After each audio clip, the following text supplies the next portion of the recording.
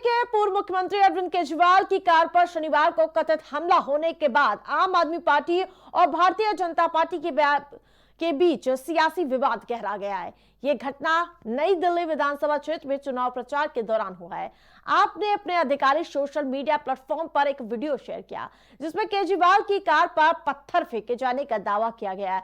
आपको बता दें कि जो आपने भाजपा पर हमला करने के यानी कि कराने का आरोप लगाते हुए दावा किया है कि भाजपा उम्मीदवार प्रवेश वर्मा के प्रचार के दौरान उनके समर्थकों ने यह हमला किया है। पार्टी ने कहा कि भाजपा हार के डर से बौखला गई है और उसने एक अरविंद केजरीवाल को डराने की कोशिश की, लेकिन दिल्ली की जनता इसका जवाब देगी और भाजपा उम्मीदवार प्रवेश वर्मा ने इन आरोपों को खंडन कर दिया और खारिज करते हुए आरोपों का कहा कि उल्टा केजरीवाल पर गंभीर आरोप लगाए।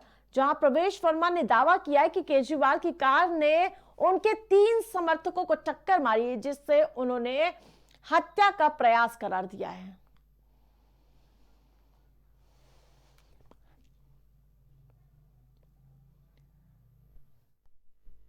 भारतीय जनता पार्टी के गुंडों द्वारा हमला हुआ। सबने वीडियो देखा और इतने बड़े पत्थर से उनकी गाड़ी को मारा गया कि अगर वो किसी को लग जाता तो वो जानलेवा हो सकता था। कौन थे ये लोग जिन्होंने अरविंद केजरीवाल जी पे हमला किया? सबसे पहले अगर आप ये जो मार पिटाई का वीडियो है जहां पे पत्थर फेंका गया, ईंट फेंकी गई, अगर आप इस गोले में ये देखेंगे, इस शख्स का नाम है शैंकी। ये अक्सर आप इनका पोस्टर भी देख सकते हैं। भारतीय जनता पार्टी के ये उपाध्यक्ष हैं। प्रवेश वर्मा जी के पोस्टर अपने एरिया में लगाते हैं। उसके अलावा अक्सर प्रवेश वर्मा जी के साथ पाए जाते हैं। उनके प्रचार में प्रवेश वर्मा जी के साथ लगे रहते हैं। अब कौन है ये व्यक्ति शैंकी? राहुल उर्फ शैंकी एक हार्डकोर क्रिमिनल बैकग्राउंड का व्यक्ति है। राहुल उर्फ शैंकी पे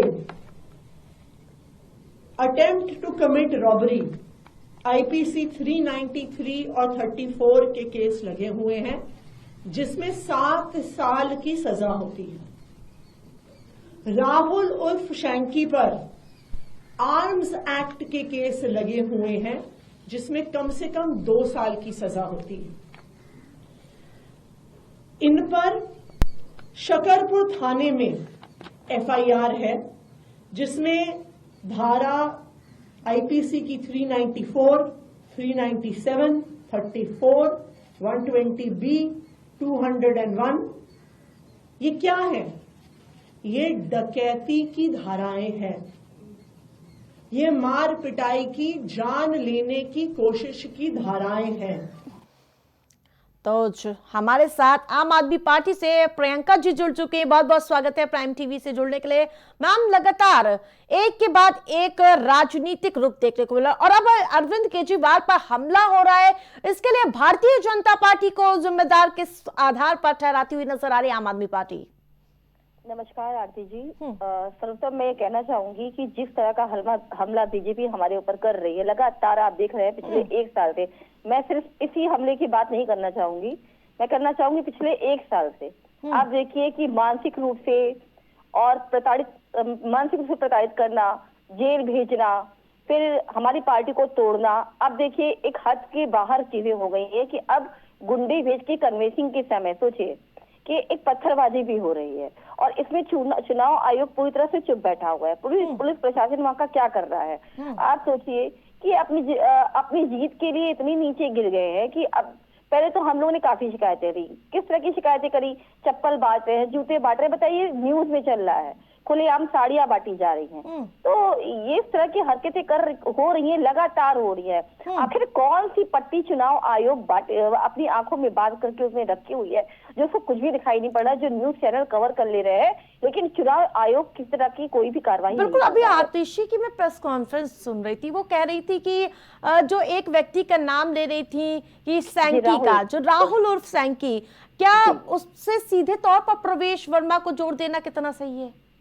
देखिए हमला किसी के द्वारा भी किया गया हो ये, लेकिन मुख्य क्या है, कौन करा रहा है, इस पे हमें ध्यान देना चाहिए कि बीजेपी करा रही है। ये हमलावर जो है वो किसी के कहने पे कर रहा है, जो राहुल हो चाहे कोई, मतलब किसी तरह नाम तो देखिए आप कोई भी लीजिए, लेकिन हम तो उसको बीजेपी के नाम पे ही जानेंगे कि बीजेपी की तरफ से लगातार हमले हो रहे हैं।